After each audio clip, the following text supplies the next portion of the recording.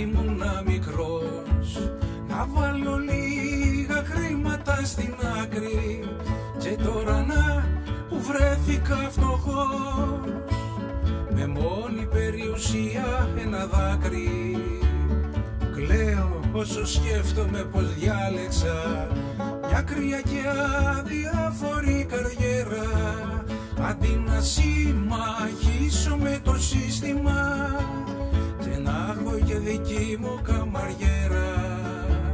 Θα ήμουν ένας άρχοντας αυτόματα κι όχι ραγιάς στη φύλακη της θλίψης.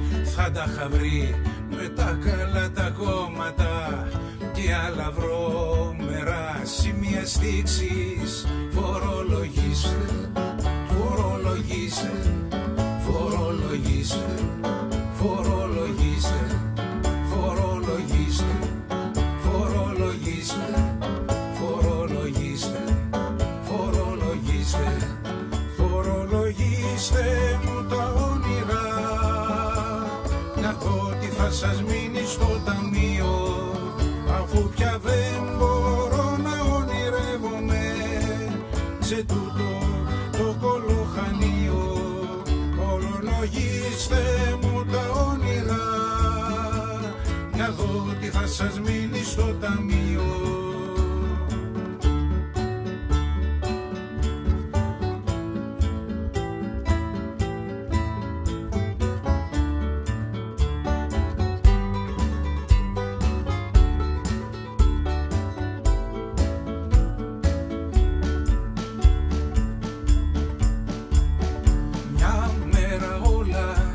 Γύρισαν ανάποδα και όλους μας κατέβαλε το δέος.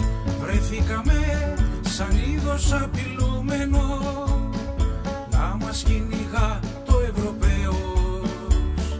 Μας είπαν πως λεφτά πια δεν υπάρχουνε κι ο Κορβανάς άλλο δεν έχει για να δώσει.